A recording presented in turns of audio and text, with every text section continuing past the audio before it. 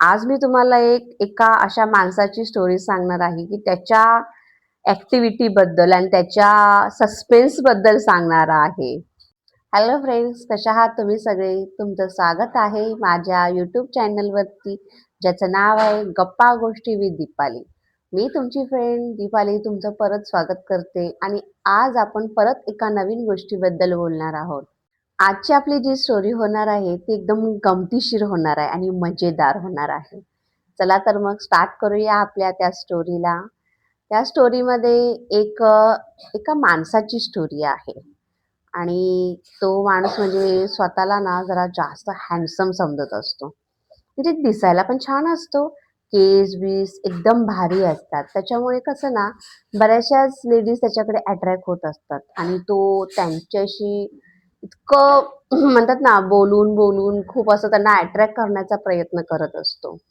तर बाकीच्या जेंट्सला ते आवडत नाही. तरी सुद्धा इट्स ओके बोलतात. ठीक आहे, तो बडबड करतो, बोलतो वगैरे. तर एक दिवस काय होतं, ती लोकं जे सगळे त्याचे फ्रेंड्स ज्या लेडीज वगैरे असतात, त्यांचे नवरे वगैरे असे ते फॅमिली असे फिरायला जातात.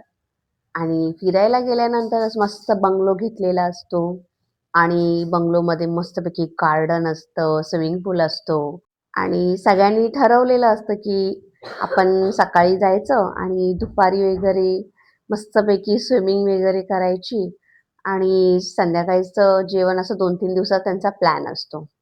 तर दिवस पण ठरतो. त्या ठरलेल्या दिवसानुसार ती लोकं तसं बाहेर जातात, गाडी गाडी करतात. मस्तपैकी ते त्यांच्या 5-6 फॅमिल्या असतात. सगळे जातात आणि जसं त्यांचं ठरलं होतं, की स्विमिंग वगैरे करायची, तर त्यांना पण आवडला हा प्लॅन एकदम सगळ्यांना आणि प्लॅनिंग हे सगळं त्या एका माणसानेच केलेलं होतं हां, की बंगला शोधणं वगैरे सगळं जे काही होतं ते. सगळ्यांना आवडला. आधीच तो इतका बोलका होता आणि इम्प्रेस करणारा होता. त्याला वाटायचं मी खूप हँडसम आहे. त्याच्या त्या म्हणतात ना ऑरा असतो त्याच्यानुसार तो सगळ्यांना असं आपल्यासारखं करण्याचा प्रयत्न करत होता. तर तसा तो पोहोचले सगळे लोकं. त्यानंतर मग त्यांनी सुरुवात केली जसं आपली अनपॅकिंग करायला ज्या रूम्स होत्या त्या रूम्समध्ये गेले ती लोकं. त्यानंतर मग स्विमिंग कॉस्ट्यूम वगैरे घालून आले का तर आता स्विमिंग करायची आहे. स्विमिंग करताना एक अशी गोष्ट घडली, की त्या माणसाचं म्हणतात ना, म्हणजे स्विमिंग करताना एक असा प्रकार घडला, की त्याच्यामुळे त्याचा तो म्हणतात ना, स्वतःला मोठं म्हणण्याचा, सगळ्यांसमोर दाखवण्याचा, की मी खूप हँडसम आहे, असा आहे. तो म्हणतात ना, एक विचार गलत साबित झालेला आहे. तर झालं असं, की सगळ्यांनी ठरवलं आता 2-3 वाजलेत, उन्हाची वेळ आहे, आपण आपल्या पाण्यात जायचं. सगळे लोकं पाण्यात जात होते आणि ह्याने पण ठरवलं पाण्यात जायचं आणि पाण्यात जाताना त्याने काय केलं, अशी मोठी उंचावरून उडी मारली. उडी मारल्यानंतर जेव्हा तो पाण्यात पोहोचला, त्यानंतर ना त्याचे जे केस होते, ते असे म्हणतात ना अ, तरंगत होते. त्या पाण्यावरती तरंगत होते. म्हणजे माणसं पण शॉक झाली बघून, की हा काय प्रकार आहे? ते पण घाबरले. त्यांना वाटलं, की ते काय वेगळं आहे का? कुणाचे केस आहेत किंवा असं भीती वाटतेच ना शेवटी. त्यानंतर मग त्यांनी बघितलं, मग ह्याच्या चेहऱ्याकडे बघितलं, तर समजलं, की हा स्वतःला जो केसांचा वगैरे असा छान दाखवतो, माझे केस सिल्की आहेत, असे आहेत आणि तो असा अक्षरशः तो म्हणतो ना टकला होता.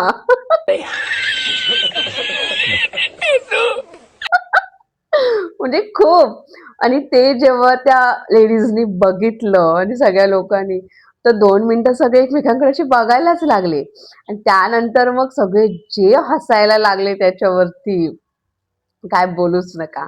म्हणजे ह्यासाठी अति म्हणतात ना, कधी कुठेच करू नये. सगळ्यांसमोर म्हणजे जे बाकीचे जेंट्स होते ते तर जाम खुश झाले. का तर त्याचं सरळ रूप त्यांना म्हणतात ना, दिसलं त्याच्यामध्ये. म्हणजे कसं आहे ना, आपण कधीही असं वागू नये, की मी हँडसम आहे, मी अशी आहे, तशी आहे, मी दिसायला खूप सुंदर आहे.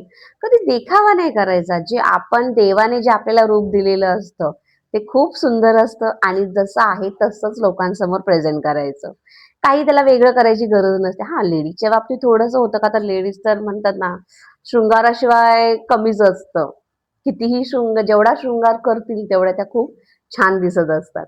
त्याच्यामुळे त्या त्या जेंट्सचा जो प्रकार घडला, तो त्याला एक अद्दल घडवून गेला, की दुसऱ्यांना कमी लेखणे, मीच चांगला, असं त्याच्या बाबतीत काहीसं थोडंसं घडलं. तर मला तरी हा जेव्हा प्रकार समजला तेव्हा खूप हसायला आलं होतं. मग मला असं वाटलं, की ही स्टोरी मला तुमच्यापर्यंत पोहोचवायला पाहिजे. म्हणून मी आज ह्या स्टोरीसोबत तुमच्यासमोर आलेली आहे. जर तुम्हाला ही माझी स्टोरी आवडली असेल, तर माझ्या चॅनल म्हणजेच गप्पा गोष्टी विथ दीपालीला तुम्ही लाईक, शेअर आणि सबस्क्राईब करा. आपण परत भेटू एका नवीन स्टोरी बरोबर. तोपर्यंत बाय.